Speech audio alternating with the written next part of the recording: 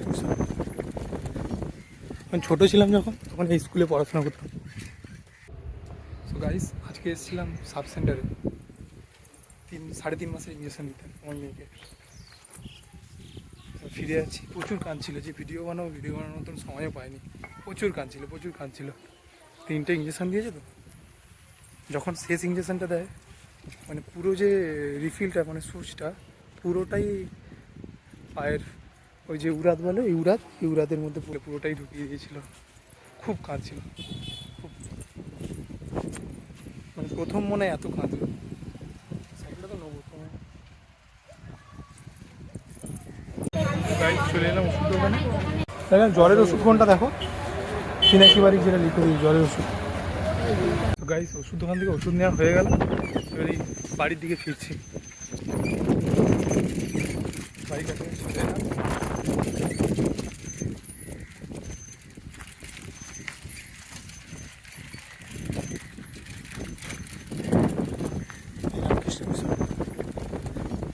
আমি ছোটো ছিলাম যখন, তখন এই স্কুলে পড়াশোনা করতাম।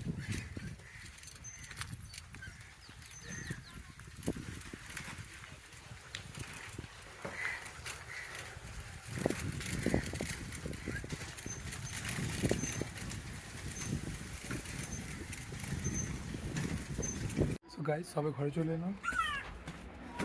মেয়ে খুব কাঁদছে, সবাইকে দেখাচ্ছি। খুব কাঁদছে। ও কিছু মা, দেখো খুব কাঁদছে গো। ও কিছু মা,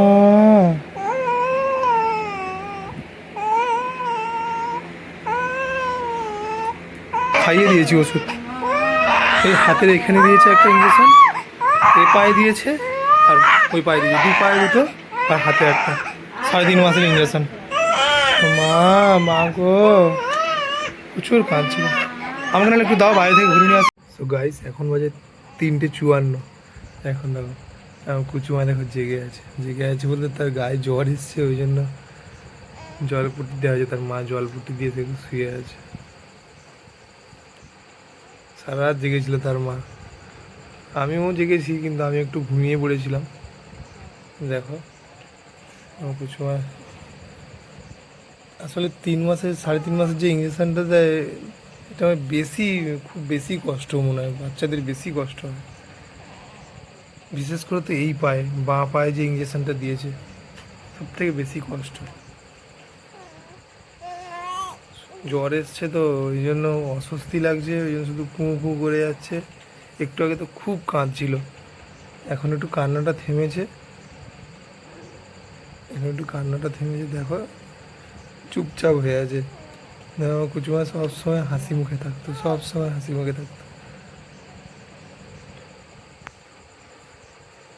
দেখো গাইস, তার মার হাত ছাড়েনি, তার মার হাত ধরে রেখেছে। কেমন ধরে রেখেছে কাঁপতে।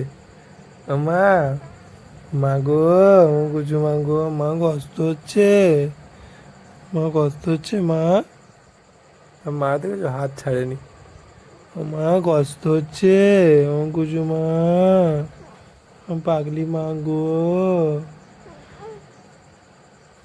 এখন 4টে বাজতে যায়, এখনো জেগে আছে আমার কুচুমা।